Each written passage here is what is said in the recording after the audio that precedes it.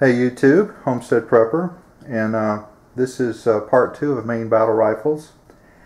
And for the purposes of this video, if you're hung up on the textbook definition of a Maine Battle Rifle, y'all need to go to another channel or something, because my opinion is a Maine Battle Rifle is going to be whatever I have in my hands when the crap hits the fan. So with that being said, you have to ask yourself, well, why would I want to get a Maine Battle Rifle? Well, if you're prepping and you're thinking about the possibility of looters and desperate people and gangs rising up if we were to have something really bad happen, you need to consider getting one. And your ultimate goal is you want to gain fire superiority over your enemy.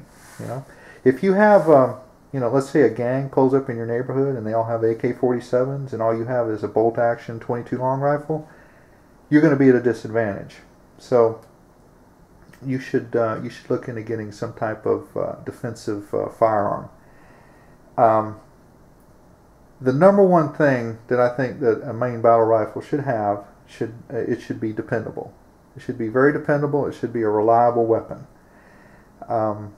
You don't want to buy something that's so delicate that maybe if you drop it or bang it around it breaks. You don't want that.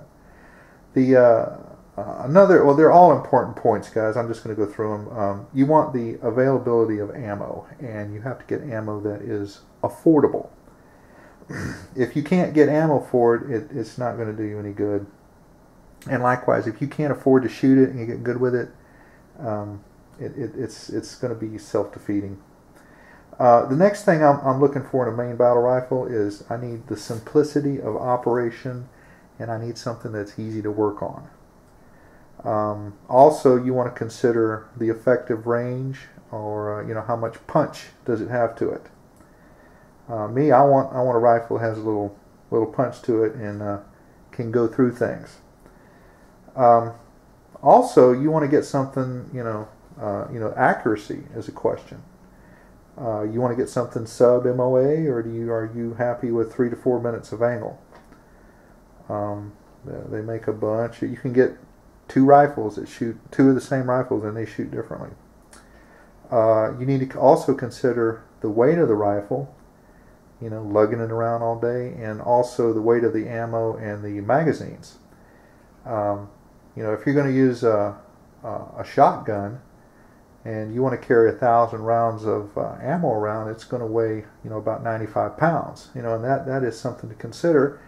If you're going to carry 1,000 rounds of 5.56, you're only looking at 26 or 27 pounds. So you need to take that into consideration. Okay.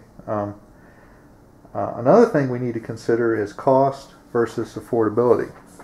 If I were to go up to Mrs. Homestead Prepper and say, hey, Mrs. Homestead Prepper, I'm thinking about buying us some Maine Battle Rifles because we're preppers and we need to be prepared. What do you think about that?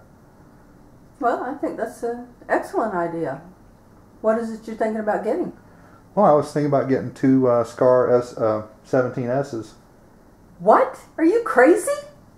Is that what you were saying the other day was so expensive? Well, yeah. Yeah. Well, you're talking about getting two of them, and then by the time you pay for that, and then you buy ammunition for it, don't you think we could get something more affordable for that price? And the difference, we could buy a lot in the mountains. We could get a solar array for our bug out location. We could buy preps and supplies that we still need. I think that you should rethink this. I think that just because something is the most expensive doesn't make it proportionately better than a rifle that's more reasonably priced. I think you ought to think about that a little harder. All right, well, there you go, guys. My wife is the voice of reason, and she grounds me, and I value her opinion. And you may have your heart set on a SCAR 17S, but ask yourself, do you really need one? Can you get by with something else? And is it really that much better? Another thing that we need to consider, another thing that's important when you're looking for a Maine Battle Rifle, is the terrain that you're going to use it in. And here in Florida, right around me here, I've got jungle, I've got swamps, I have urban and suburban areas, I have cultivated fields, I have pine forests, I have beaches, I have bays. I mean, I just have all kinds of different terrain here, and I need a rifle that's going to do it all. I don't need to, carry around 3 or 4 rifles, but one is what I need. You have to ask yourself, the other uses. Are you looking at this rifle for SHTF, road warrior scenario, hunting? Is it going to be for target shooting? Or are you going to buy a rifle and it's going to be a Vault Queen? Everybody's seen those. You've been over to somebody's house and they pull out their little Vault Queen rifle. It's never been shot, and they just take it out and show it to friends. So my rifles, I don't have rifles like that. I use mine. But another thing that we need to consider is your shooting skill versus an expensive rifle. Some of the best shooting I've seen here on YouTube is the Patriot Prepper. Y'all check out his channel. He's got some really good shooting videos. But even the best shot in the world, or even the best shot here on YouTube, you're not going to get really good groups with a rifle that has a worn-out barrel to it. So if you are a poor shooter and you have an excellent rifle, you can always improve your shooting with practice, training, and good ammunition. And also, if you are into precision shooting, that's going to go out the window if you experience a hail of gunfire. So that's just something to think about. Okay, guys, let's get down to the nitty-gritty. All right, the nitty-gritty is AR-15 versus AK-47 versus M14, SKS, Mini-14, Sega shotgun, handgun, pump action, all kinds of stuff out there. The answer to this is that those are all different animals or tools. And I know I'm going to get a comment and people say, well, there's no Snap-on or Craftsman written on them things. Well, for the purposes of this video, my main battle rifle is going to be a tool, and it's going to help me get a job done, and that is to protect my family, friends, neighbors, and community. And if you're going to do a job, you ask yourself, what's going to be the best tool for the job? Do I need a screwdriver, screw gun, hammer, chisel, sledgehammer? Like I said, guys, there's so many different opinions on this. Now, I know a guy who was in the Special Forces, and he had combat experience in Vietnam, and I asked him what he thought about the AK compared to the M16, and right away he proceeded to tell me that the AK-47 was a piece of junk, and the M16 was way superior, and he liked that way better. And now, guys, don't come down on me. This was his opinion, and he was there. Okay, he gave it to me straight. Now, I have another acquaintance of mine who was in the air cavalry in Vietnam, and I asked him what he liked better, the M16 or the M14. And without missing a beat, he said hands down the M14. And I asked him why, and he said, well, you can get the enemy way before they get you, because that M14's got more range on it. And I'm like, well, that makes sense. And I said, well, what about when you were in the jungles and stuff like that? He said he still preferred the M14. So that was his opinion, guys. And I've heard other people, U.S. military people, say they like the AK-47 better than the M16. So it depends on who you talk to. Now, I asked my dad what he liked the best when he was in, and he said he liked that Browning automatic rifle. He thought that was sweet, but he said, it's got weight issues.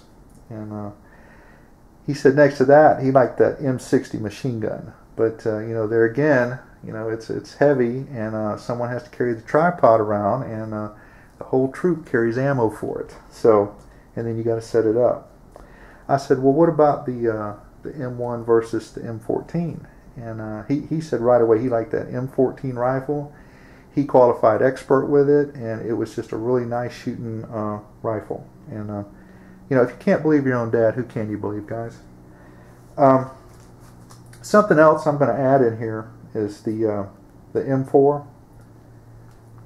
If you talk to people who've been in the military recently, a lot of them really like that M4. Not everybody, but a lot of them do. And they did a survey, and 90% of our troops had complete confidence in their M4 weapon system. So there's a lot to be said about that. 90%. I doubt you can get 90% of people in a room to agree on anything. But that's what I read. And if you're to this point and you're still not really sure what you want to get as a main battle rifle, you need to watch some other videos, and you need to do some research, and you need to get out there and you need to talk to some people who've been in the poop. That will give you worlds of insight, and getting someone else's experience and opinion that's actually been there. I don't think you can beat that. And if you find a rifle that you're considering getting, rather than going out and buying it, maybe you know a friend who has one, and maybe you can ask to go shooting with him. And of course, you'll provide the ammunition for it, and shoot it, see how you like it, and get your buddy to show you how it works, and how to take it apart and how to clean it and everything, and carry it around, and after you do that, go out and shoot a different rifle, see what you like. It'd be like buying a car. You're not going to buy the first car you sit in usually. So with that, guys, I'm going to close this with my advice is, once you get your main battle rifle, is you need to become a marksman. And you need to become very familiar with your rifle. And don't go cheap if you can help it. And I was talking about the SCAR 17S earlier, and is it really all that great of a rifle compared to other things? If y'all leave me some comments or whatever, I would enjoy it. But years ago, y'all are familiar with Oakley sunglasses. The guy came out and he sold his glasses for $1 and nobody bought them.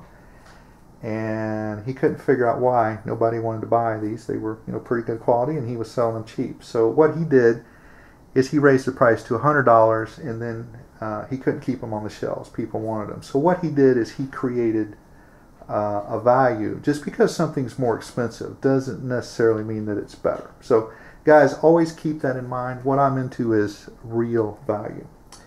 And lastly, what I want to say is, any weapon system is going to be infinitely better than no weapon. I would love to hear y'all's comments, constructive criticism, and y'all let me know what y'all think is the best main battle rifle out there. I'd like to know. This is the Homestead Prepper out.